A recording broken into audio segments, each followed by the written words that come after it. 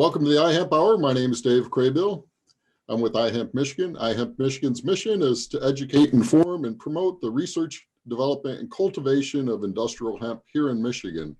iHemp Michigan advocates for wellness in people and the planet, and it begins with the farmer.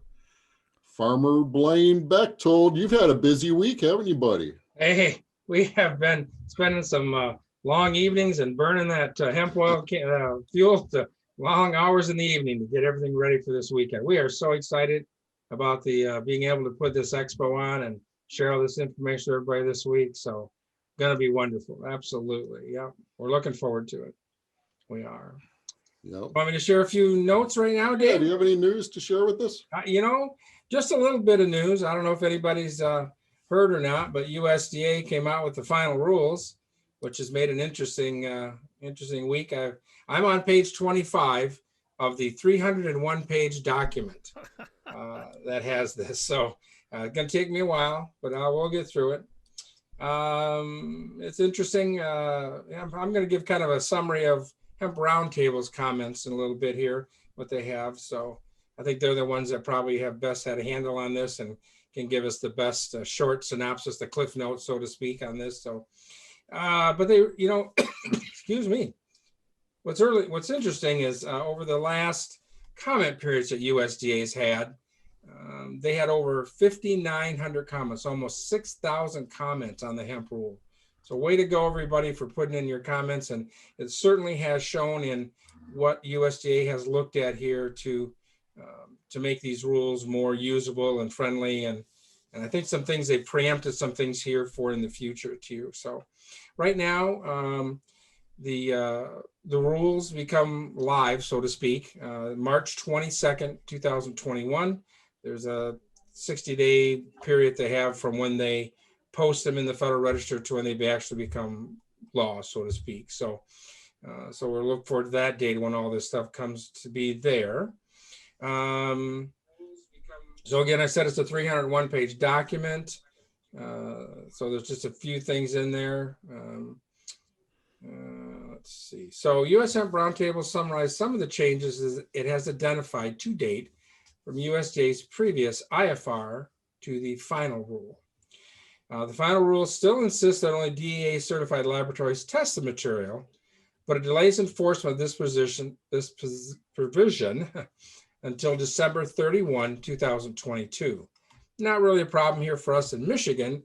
Our lab is already DEA approved, so that really has not been a big requirement or a big problem for any of us at this point. Other states and other places, though, it certainly will be of help for them. The negligence standard used to be in there from 0.5%. If you were above that, then they considered you a marijuana grower and you had like two or three strikes and you're out. They changed that now to 1%, which I think is a preemptive there because we've all asked for this 1% to be used for the tolerance for THC. So I think by putting this in the bill, they've allowed that when that does happen, that will not be a problem. They won't have to go back in and reopen this bill and retake care of things. So we're good to see that. The sampling window has been extended from 15 days to 30 days of anticipated harvest, which is a welcome relief to avoid the bottlenecking of the testing procedures. And in just a little bit, I'm going to share that MDARD already has done their first testing under this new rules that we have. Instead of the original requirement for sampling being mandated from the federal level, the final rules establish performance-based sampling requirements, giving states the flexibility to achieve performance objectives such as a reliability of 95%. The final rule continues to request pre-harvest samples be taken from the flower material, not the whole plant as many requested, but provides some relief by requiring the samples to be taken from 5 to 8 inches from the main stem terminal bud or central cola of the flowering top. USDA retains its requirement for testing total THC instead of limiting the testing to delta-9 THC as requested by some in the industry. More flexible disposable options that the USDA proposed last year, including on-farm or at production disposal flexibility, have been made permanent. Again, I haven't got into all that details on that. One thing I did see in the first 25 pages that I've read kind of thing is there's quite a bit of talk about seed in there. So I think eventually we're going to be able to have verified seeds that are been tested. They know that they're not going to go hot. The genetics are right, and if you plant that genetic or that variety, then I think you'll have an out, or so to speak, or at least you know that it'll be there. So they're allowing for that to happen. You know, in the grain, when I planted grain and I sell the grain seed, that's been so tested for so long in Canada, they don't even worry about testing it. They know that the genetics are that way. They're not going to be above the THC level, and they're good to go. So again, good things coming down the road, still things that we definitely have to keep working on to make this a much better program for everybody. Here in the state, you know, iHemp's going to take a role here, and we are going to start talking about how do we get a pathway for the smaller farmer to get in this without having to come up with that large fee. So we're working on those things. That'll be our project for this coming year, obviously, to work with our legislators and get that changed. You know, MDART's got to enforce the rules the way they've come down, and we got no problem with that. But, you know, everybody's been good about working with everybody on this, and I think we're going to have some good results on that. Let me show you, this is interesting. And from MDART, like I say, they've done their first testing. This is from a news release that they put out January 20th. MDART begins hemp sampling under the new state plan. You can find this on their website. Am I sharing, Dave? I'm not sharing, am I? You're not sharing yet. Let me change the sharing permissions. There you go. All right. Now I got to get to me. Okay. So we can, so now I got to do this. And I got to share my screen. And I got to go to this. All right. So this is the news release that came out. And at the very bottom, they've got some pictures. So this is a greenhouse in Kalamazoo. Of course, because of FOIA, they're not going to tell us who that greenhouse is or anything else. That's fine. Pretty good, pretty big setup, obviously. This is, you know, not just 4 or 5 plants here. So that's one. Okay.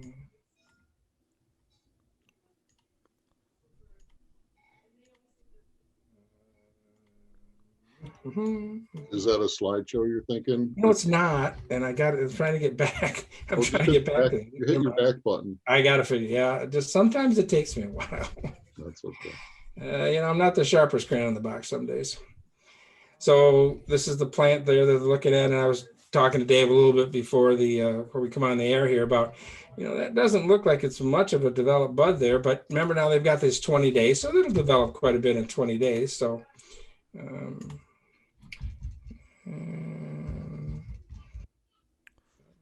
okay.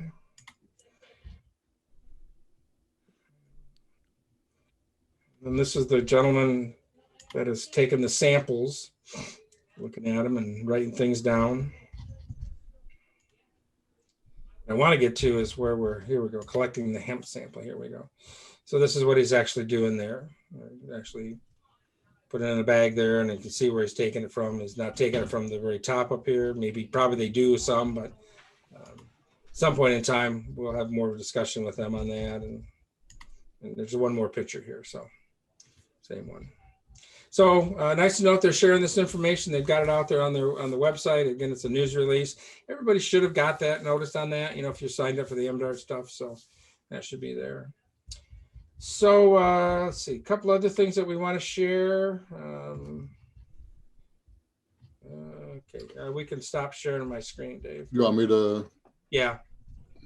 Go ahead and stop. Just stop. I got stop share. There we go. Yep. All right, now let me bring up go back to my news here. Get rid of that. Here we go. Well, so a couple of things going on this week. Just want to make everybody aware of.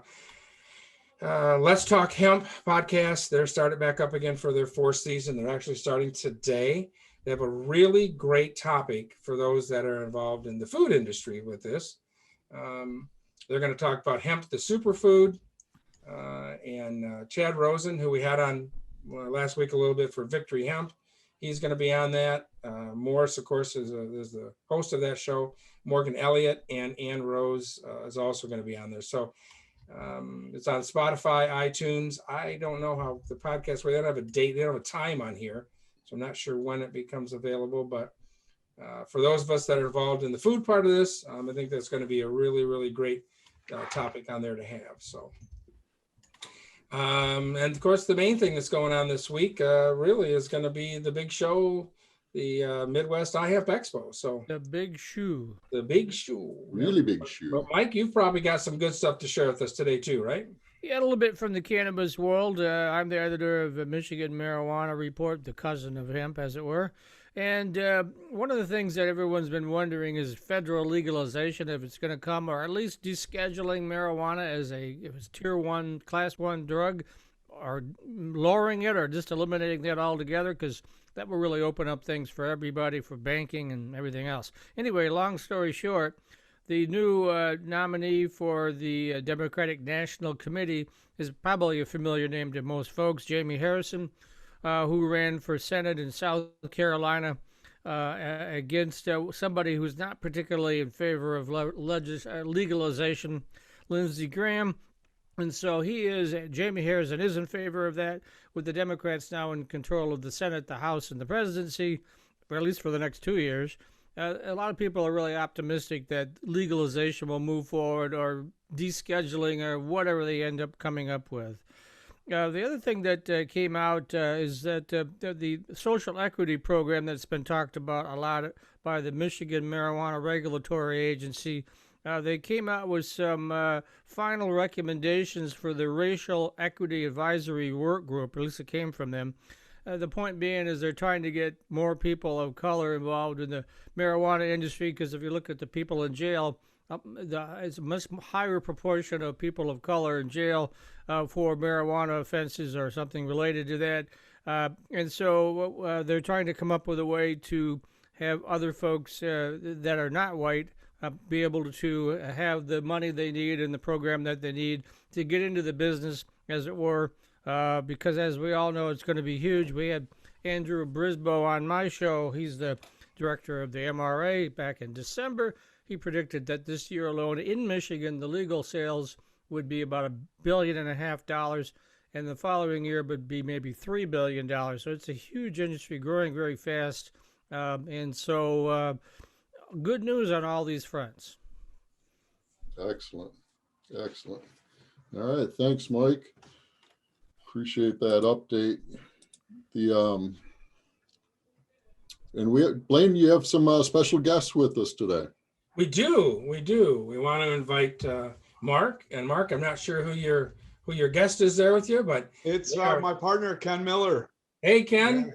Yeah. So Miller Farms. There we go. There he is. We found the man. Yes, we did. Your video is very out of the woods, by the way. So yeah, we want to thank. They're our sponsors for the Hemp Awards, along with Hemp Mind this year. So we want to welcome you guys on. Maybe you want to say a few things and let us know about what you do. And yeah. What do you think, Ken? You want to go for it? Dave, have we got that? Well, it's been great. You guys have been great. We've been followers of you, and really it's about our 1 year anniversary as I came to the show on Friday and invited Ken on Saturday, and we had no idea we were going to be in this business, and now we are. Right to the point where we're still out in the barn today, wrapping up some of our CBG products, and are very excited about working with the Hemp Mine this year, as you guys have had Travis and Allison on quite a bit, and their partners. We're going to be teaming up with them, representing them from a genetic standpoint in the state of Michigan this year as a sort of a rookie farmer to a 1 year farmer type of thing that we think is sort of lacking in the business. We've had a million questions that we've had through this process, and it's a very difficult road to trust people and to get the right information. And we think we did a good job with that by electing to work with the Hemp Mine and getting our genetics all set up in the beginning. And so we're really geeked to be a part of this program, and thank you guys for letting us be a part of it. Super. Well, we really appreciate that. Now, talking a little bit with Travis and you, I believe that we're going to have the trials again this year like they did last year? Yeah, we are. I don't know if there's going to be a Michigan-based trial as of yet. I was down in South Carolina reviewing a few things. I know they're in the process of going through and picking their locations, but I'm not positive for sure if there is going to be a Michigan trial. I sure hope so because that was a great event. It really Even though was, and I hope they do that. COVID, it was a very COVID event. I have the your video queued up if you want me to play that. That'd be awesome. We can do that. Oh, hold on. Doggone it. That's going to be my. You got to push that button, Dave. We got Yeah. to share that audio.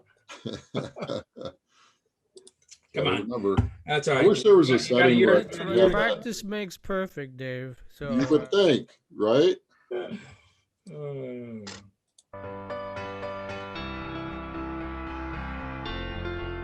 You guys put that on white plastic too. That's interesting.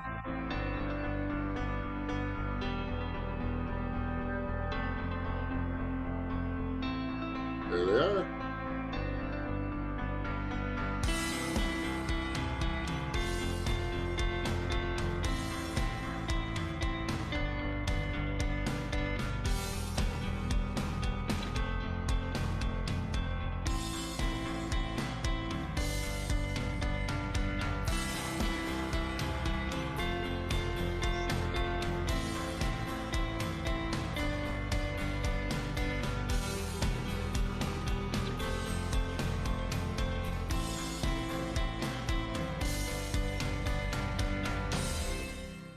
Fun. Very nice. Very Fun, nice. fun, fun. how many acres is that? That looks like quite an operation. Go ahead. Ken. About 6 acres. 6 acres? That was always a question when everybody asked you how many acres you're growing, and we're saying it doesn't matter because it all depends on how you spread out your plants. That was one of our first obstacles in this business. It seems like you ask a question and you get 40 different answers because you've got two different industries asking you to do anything. And until we found that the machine was 39 inches on center was when we could finally figure out our acreage, Mike. And it ended up being a little bit over 6 acres and about 10,000 plants. Wow. It's quite an operation. I think you're one of the bigger ones then, aren't you? Well, again, another decision that we were making, everyone recommended a 2 to 3 acre start. And Ken and I have been at a lot of things in life. And we said, well, if we're going to do 2, why not do 6? So I won't sugarcoat the work. I think Ken and I both know the work that would be involved, but it was definitely family, friends, and a lot of people interested in our operation. Now, I don't know if a lot of them will be interested in year 2, but we've definitely created a storm of people into the industry just through our normal channels and what we've done, which has been nothing like this before. We've had a riot. It's been a lot of hard work. We probably will do some things differently this year, but so a lot of it's market related, right? Yeah, that's one of the things I mentioned to the guys. I'm a city guy. I live in Ann Arbor, so clearly not a farmer. And in the year that we've done this show, one thing I have come to the decision on is I don't want to be a hemp farmer. Way too much work. So hemp ain't easy, that's for sure. My wife's family is our farmers in Northwest Ohio, and I stole, for a lack of a better word, one of the cousins from the farm up there or down there. And he's been reporting back to the corn and soybean farmers that this is nothing that they want to get involved with. yeah, it's amazing. Certainly not on the CBD side, but those guys will want to get involved with the grain side when that gets going. Without a doubt. Without a doubt. And that's one thing too. I'm glad you brought that up. In listening to all of your information every week and getting all sides of it, probably 2/3 of our crop was intended for smokable flour. And when you talk about smokable flour, you got to make sure that you're leaving all of the other stuff out of it because it's a little bit of a hot item as far as some of the things that you were talking about with testing and where we're going with things. So it is a totally different bird. So what do you think of the going up to 1%? It's not a done deal yet, but it looks like it's probably going to be. Is that going to help you a lot? Well, Ken and I were talking about that, and we've talked about that with Travis and Dr. Justice too. To me, it reads, and tell me if I'm wrong, you guys, that it's more of a negligent situation on the person that's selling it to the customer. I mean, really, they're still saying that it needs to be destroyed, but the negligent part of it has been taken out of it so they can feel a little bit more comfortable selling the product. Yes, yeah, and the final rule, right, that negligent part has been taken So out. really, it hasn't changed for us at all. And the confidence in the genetics from the hemp mine, knowing that we had a history of growing in South Carolina. Then they moved to Oregon, and the thought was the photo period and the testing period would be similar to Oregon. So we sort of over tested quite a bit on our CBD smokable flower. I mean, up to 6 times. And that was our plant that was the most concerning.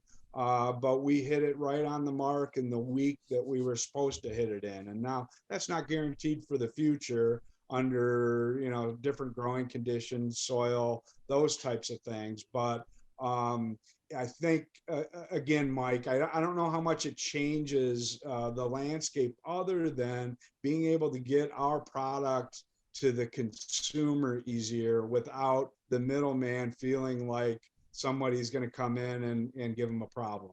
Yeah. Okay.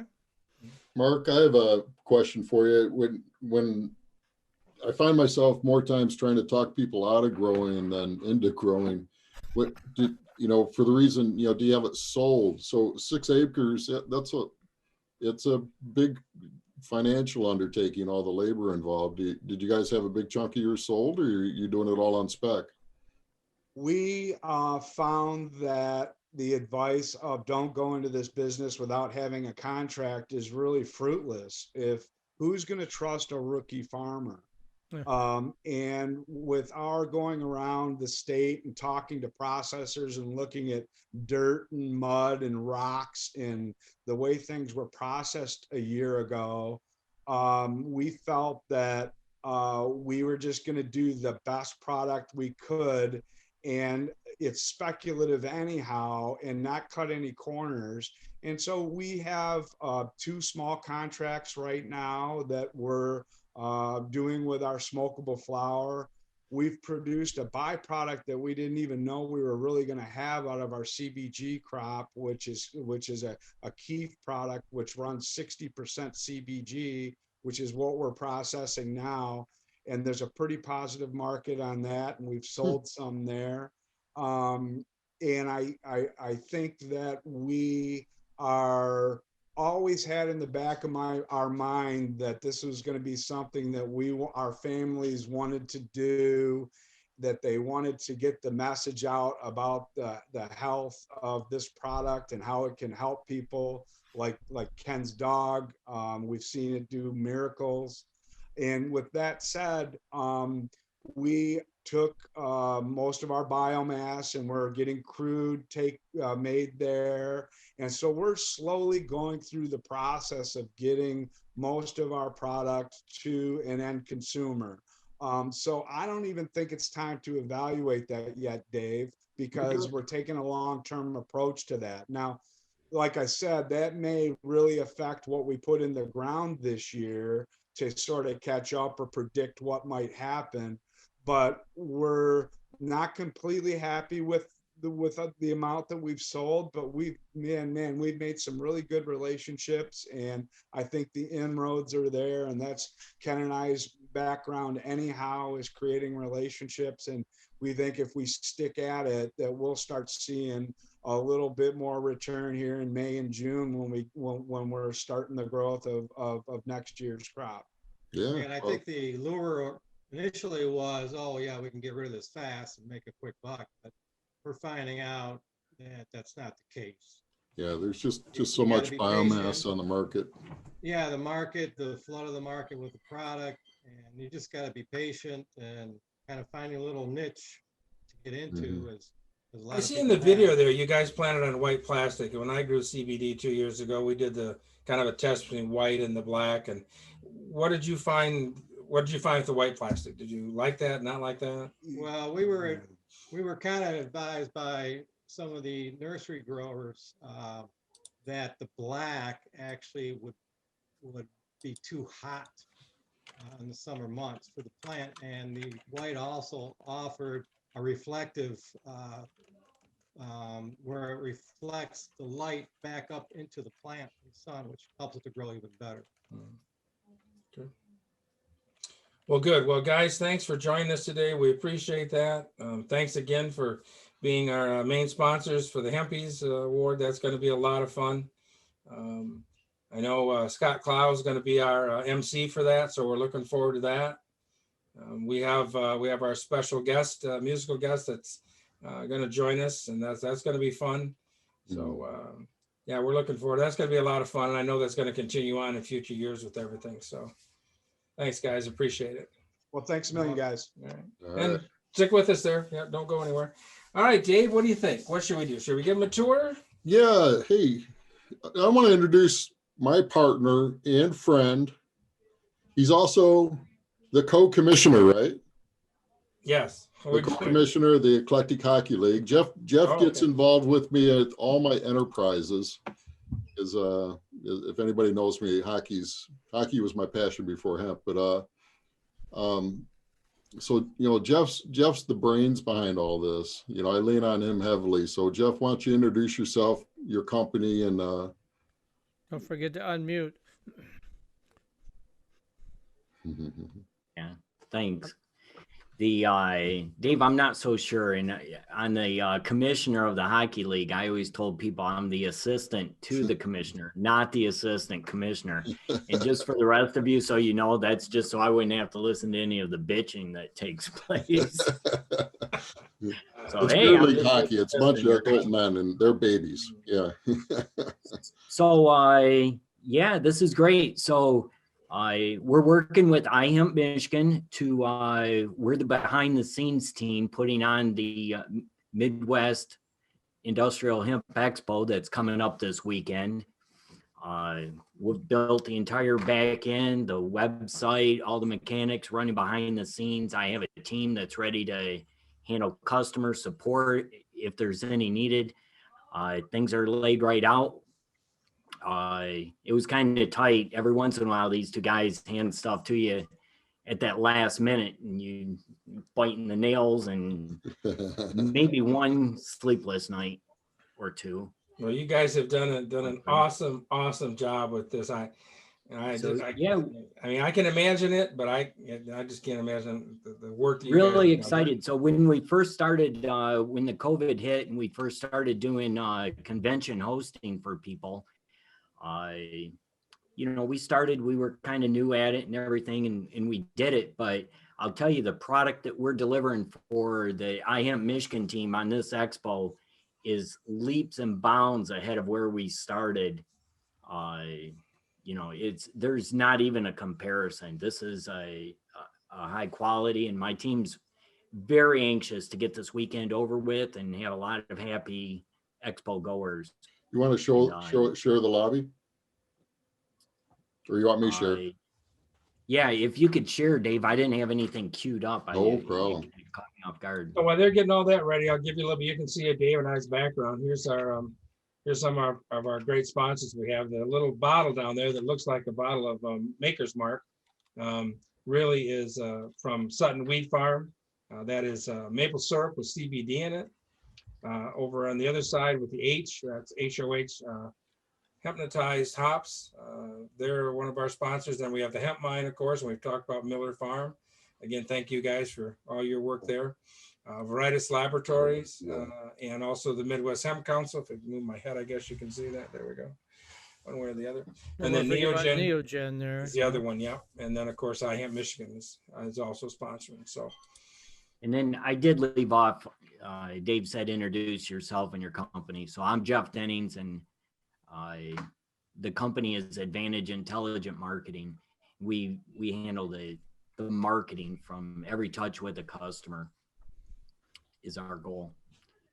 So we're if you've already purchased a pass, the first page you're going to get to is your My Account page where you enter in your login credentials. And on this page, we have a help desk. So, people can get a hold of us if there's any challenges. Simply hit the 2021 Expo, and that takes you into the lobby. Now we're into the show. So this is the lobby where we can get to the two different auditoriums where we'll be streaming content. And then we have our exhibit hall. And we're going to spend some time on this page today, and then the Hempies. And everything's up here in the navigation as well. And we're asking everyone when they check in, go ahead and do a shout out in the networking chat where you're from. Let us know where you're from. But let's take a look at the agenda, because I think this is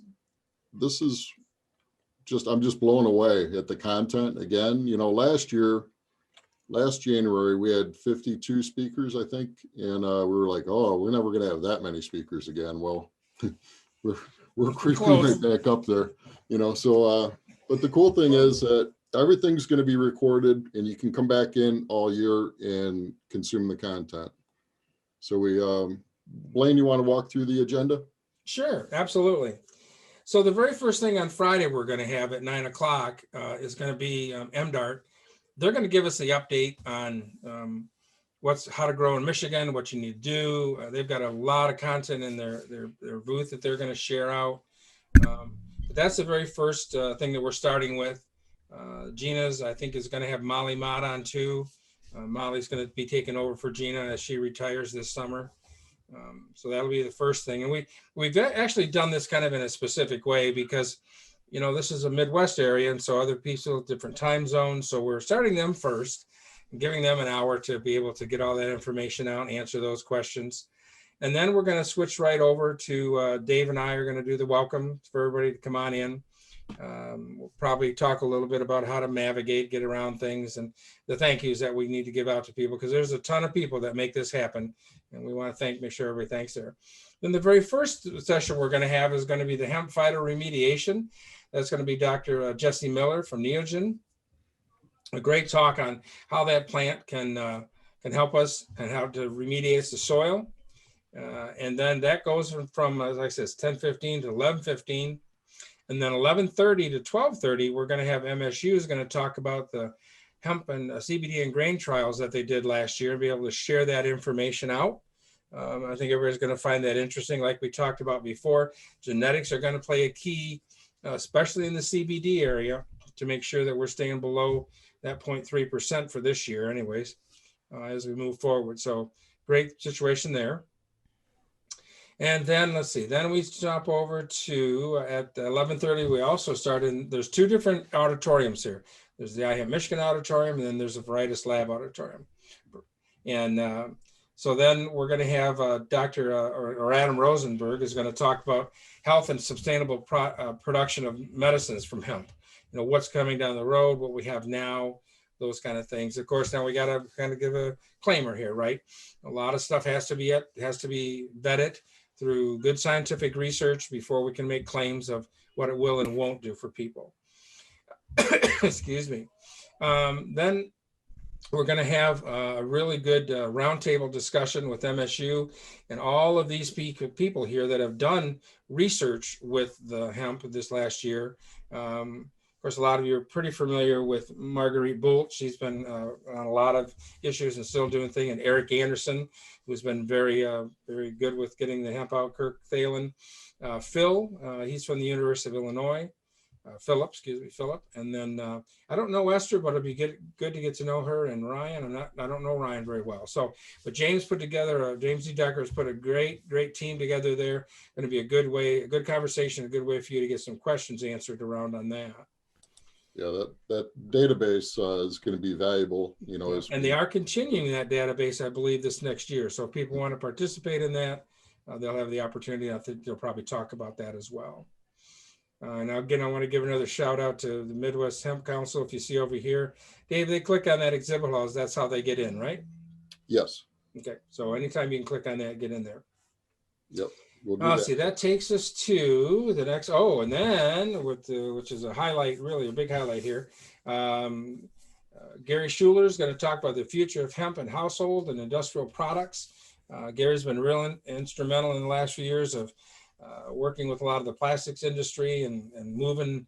How do we get this product that we have now? How do we get it in the market? How do we move forward? So going to be a good conversation there. And then the business roundtable, which is going to be real interesting. We've got Brandon's going to join us, Lisa Miller from Carhartt, Mohawk Fine Paper is going to be with us there. And then we have Greg Dean with Hemp Plastic, who's here located here in Michigan. So he'll be on that too as well. And then over in the iHemp Michigan auditorium, we're going to have Seeing Hemp Clearly, Building Trust and Transparency Through Self-Regulation. So one way or another, when you look at this situation, we are providing either whether it's grain with food for people, livestock feed, CBD, whether it be in edibles or smokable or the drops that everybody's doing. We're consuming this as a food product. It is going to be regulated somehow. And Dr. Mariner Weintraub is going to talk about U.S. Hemp Authority's certification of a seal of authority. And basically that's telling everybody that they look at that and they see that seal, that company is following good standard practices. And I like to call it this way when I work with my farmers in the food safety for their farms, keeping the poop off the food, making sure that we're getting a good, clean, healthy, and safe product out to everybody. So that's a worthy goal. Yeah, it is. It is. And it's our goal sometimes. So she's going to explain that. And then a little bit about, they're coming out with their 3.0 version of this. And we talked to her the other day and she was just ready to push the button to send it out to everybody so they could all look at it. And she said, oh, well, now that the final rule came out, we've got to go back in and make some changes. So that's what's got to happen there. Let's see. Then we have Jonathan Miller is going to talk about 2021, a year of promise for hemp policy on Capitol Hill and the state capitals. I'm sure that he's going to have a very good discussion regarding the new rules that came out. Yes, timing's perfect for this. Yeah, absolutely. U.S. Hemp Roundtable has done so much for us behind the scenes that we all thank them quite a bit for the work that they are doing and continue to do for the hemp industry. Not only for CBD, but also for the grain and fiber, not too much of fiber, but certainly the CBD and the grain for sure. That takes us through Friday, and then everybody gets to have a little break that night and we'll have plenty of opportunity for networking. We'll talk about that. It's going to be in the Hempies Lounge, but a great opportunity. And we want to encourage everybody to stop in and say hi to the exhibitors. Let them know that you appreciate the fact that they're there and that they've jumped on board with being part of this. Then Saturday, we start the whole thing over again. We're starting at 10 o'clock, so we give everybody a little chance to sleep in from all your partying and reveling the night before like we normally would do on a live situation. We're going to start out with Chase Hubbard and Jeff Cole is going to give us the hemp market outlooks. Certainly a very important topic. You're going to want to review that. And then in the iHemp Lounge or the iHemp Michigan Auditorium, we're going to have Farmer Tales. Mark Vollmer is going to be talking about organic farming, and he grew 400 acres of organic grain this last year. And if you remember from the show before that we did, and we talked about this is the campaign that Victory Hemp is doing for the loans at 6% to be able to help Mark and get him paid for his grain. And then Nate Whitcamp is also going to be there. Nate is a Michigan farmer. He's going to give us some farmer tales there on what's been happening. He's been growing for 2 years. And been very involved with this quite a bit with drying and growing and extracting. Then we're going to have Eric McKee with the U.S. Hemp Building Association. He's going to talk about hemp and building construction industry. This is going to skyrocket forward in the next few years as more and more people experiment with the hemp and hempcrete and insulation, and so that's just going to take off on its own. And then we're going to have a really interesting one with Bruce Dietzen, if I said that name correctly, how hemp can save the planet.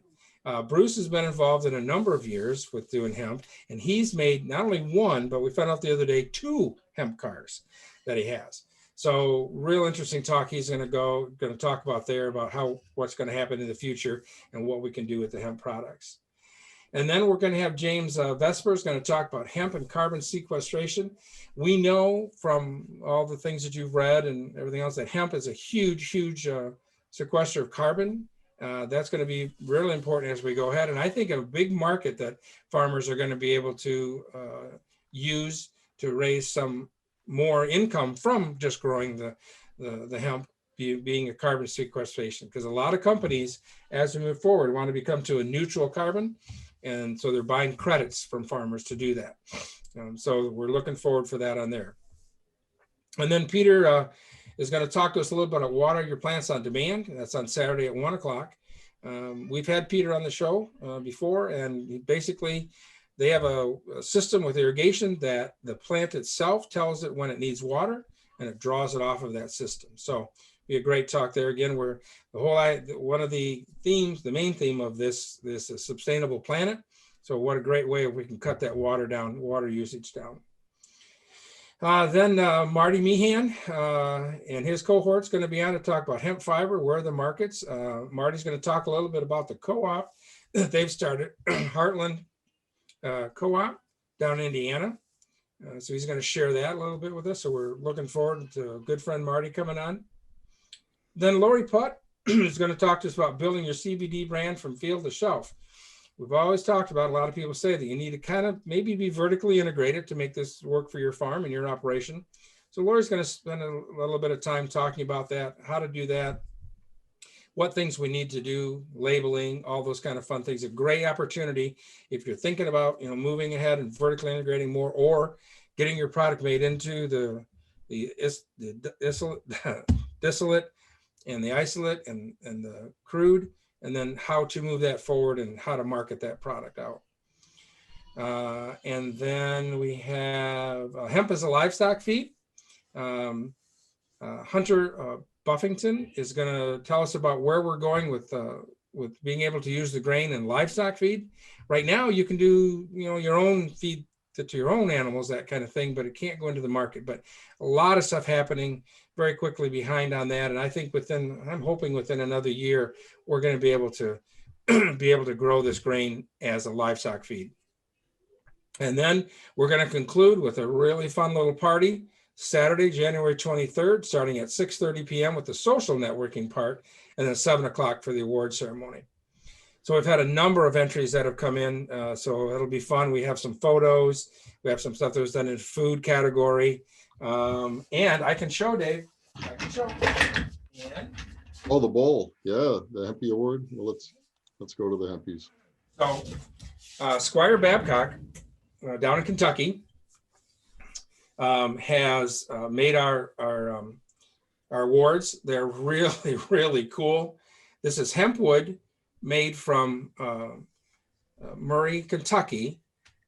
We had Greg Wilson on, and this is the wood. If you saw that segment, how they make the wood, and then Squire gets this and turns it and makes it into a really nice bowl.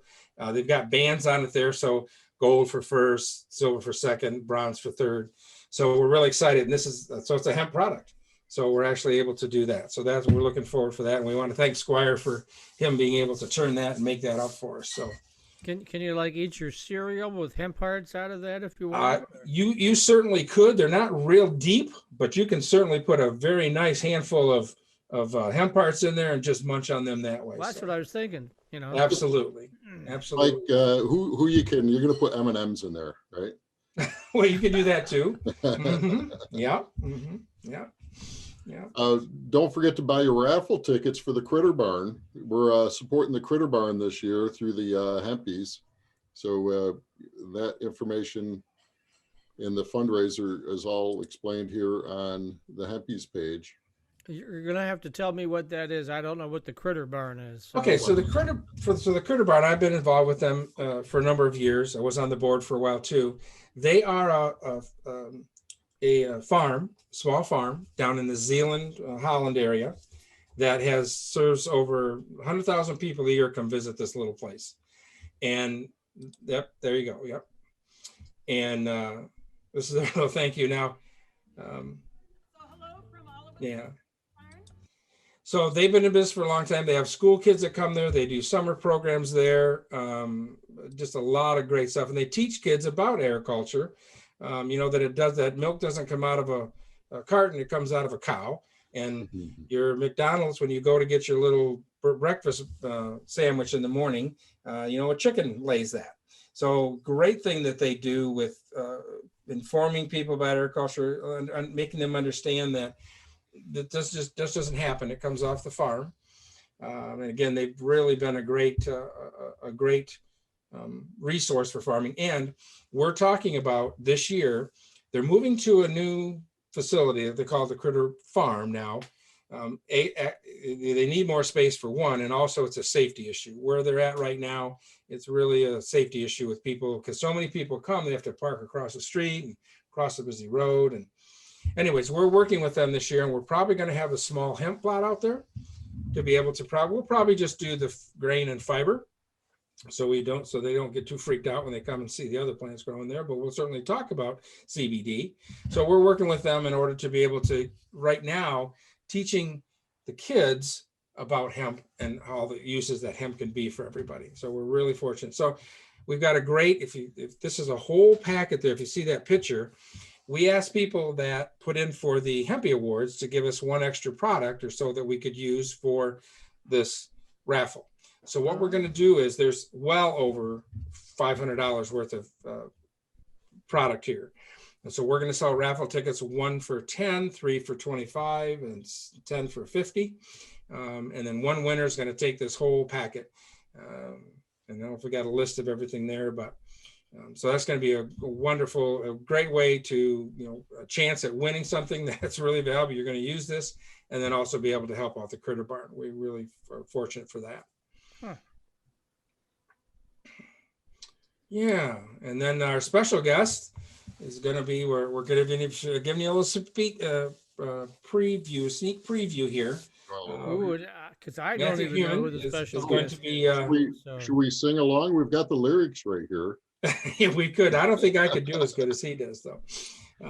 So anyway, so we're real. This is the song that he did back in 2003. Right, yeah. We played this a few times.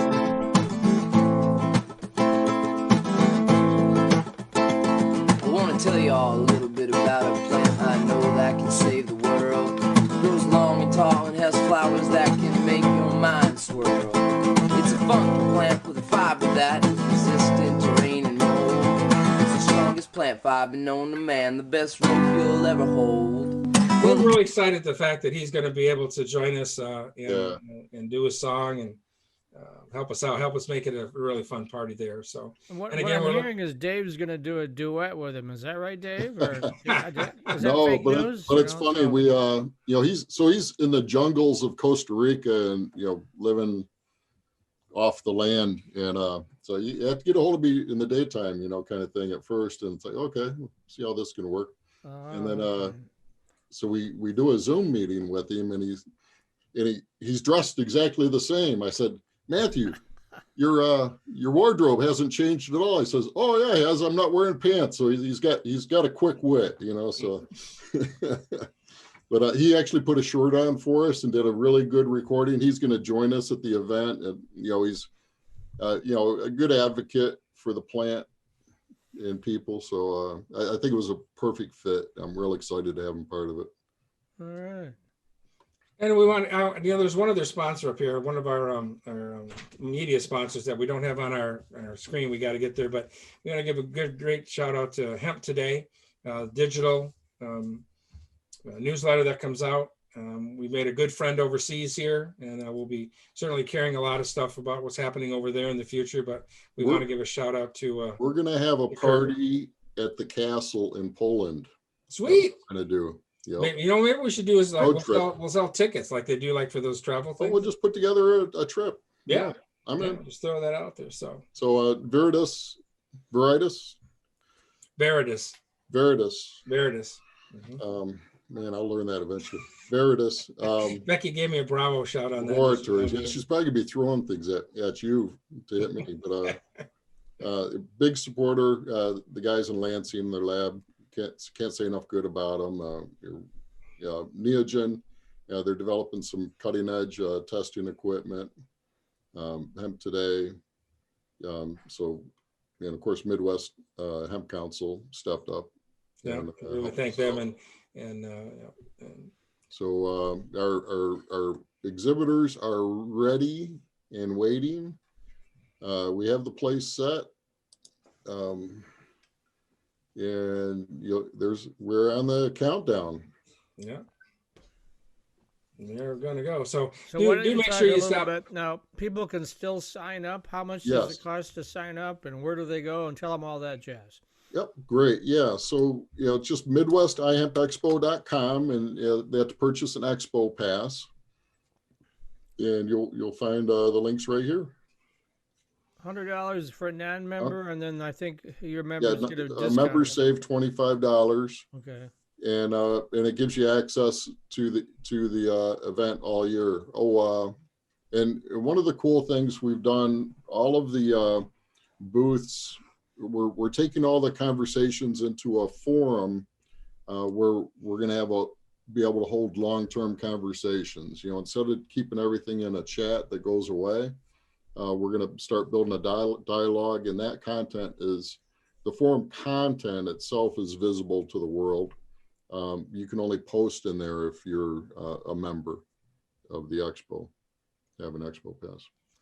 Let me also ask, if somebody can't actually attend on Friday and Saturday, but they still want to view all the videos post-event, can they do that by buying that $100 pass? Is that how it works? Yes. Yep. And, after the event, the tickets will still be available. We'll probably, have another promotion at that point, because we're going to have a ton of recorded content. It's all going to be available on the site to view. So I think it's going to help the community as we try to pull all these ideas. Like Mark was saying earlier, you ask, 39 inches, 52, what's the spacing? I mean, some of those first questions, you get all these different answers. So you need all these inputs and then come up with your plan, your access, your strategy. So just on the plastic, the white versus the black, I had never thought of that, so So a lot of the networking will take place in the Hempy's Lounge, right, Dave? That's where a lot of that networking will happen. Yeah, I don't have that link set up yet. So but yeah, it'll be in the Hempy's Lounge. We have two areas where the networking chat is going to be constantly available, so you can chat with your friends and you can, chat one-on-one or to the group here. And then in the lounge, we're going to have an open Zoom meeting linked up. So all you have to do is hit that button in the Hempy's Lounge to enter into the Zoom meeting and video chat with your buddies, or just pop in and see who's there. So I'm gonna request again, please if you do stop into the exhibitors that we have and just chat with them, just say, hey, see what they have to offer. They're a big part of why we can make this happen, and we appreciate them being part of it. So there's the Hempy Lounge right there that will be active to enter into that. So yeah. Have we had any? I don't know if we've had any questions that come in. I don't know if we have or not. So nope. Icon Processor says they're in on Facebook. They're always in. They're ready to go. Icon Processor, that boy. Yeah. Yep. And Tony sends us love. So that's what's going on Facebook. Sweet. So okay. All right. Cool. All right. Yeah. And if you can still help us out, if you can share this information via your social internets, your social sites, that'd be great. We want to get this word out as much as we can. So we appreciate that help. Also, I want you to know that there's been a lot of talks that we've had with a lot of different companies or things. And there's some companies that are actually coming here to Michigan that have chosen specifically to come here for Michigan because we know we can grow the crop and it's the right crop to grow here. Plus the businesses that they work with on this are here in Michigan. So things are going to happen this next year quite a bit. So just we're really excited behind the scenes what's going on. So some of it we can't share right yet, but due to confidentiality, but we're excited. We're really excited. Whoa. Oh, yeah, I almost forgot to How can I up my game without having my game hat on? Gotta get the game hat on. There we go. All right. So I was trying to up my game. I found a site, skinnytaste.com is where this one's from. And they had a nice little 1-minute video that showed how to make this and everything else. So I was trying to up the game here, and we'll show it some other time. But zucchini meatballs is what this one is, and it's a healthy one. By George, by gosh, it is. So these meatless zucchini meatballs are made with grated zucchini, garlic, Romana cheese, basil, bread, crumbs, and egg. Then baked in the oven, finished with a sauce. So this takes about, prep time's about 15 minutes. For me, it'd be probably an hour and a half. Cook time is 30 minutes. And then total time, they say, is 45. So if you're used to being in the kitchen and doing stuff good, then you can cut down that prep time from my hour and a half to 15 minutes, they say here. And you use, of course, they say a tasty olive oil. We know we changed that to tasty hemp seed oil. Oh, there we go. Show that beautiful bean footage, Dave. Oops, that wasn't the right button. And I hear somebody on your show actually hemp oil, right? Just a second, Mike.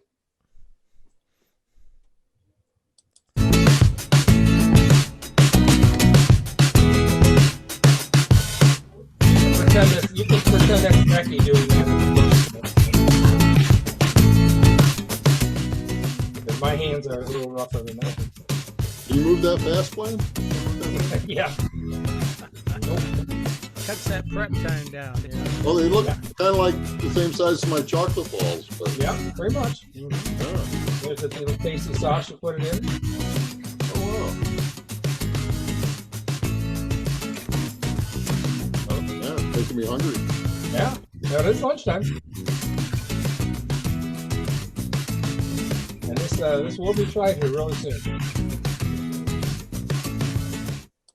Again, we want to shout out to Skinny Taste on that one. That's who provided that. So, All right, that's the show. Anybody else? Well, if you want to buy hemp oil, I'm told that Down on the Farm sells that, right? Yep, they sell the Hemper brand hemp seed oil. Absolutely, and we'll have a special discount available for people that attend the expo. Absolutely. Yes, we will. Excellent.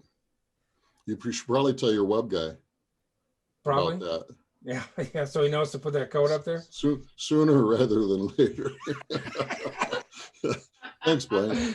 All right. I'll send him a text here real quick. All right. Well, we're going to get back to preparing the place.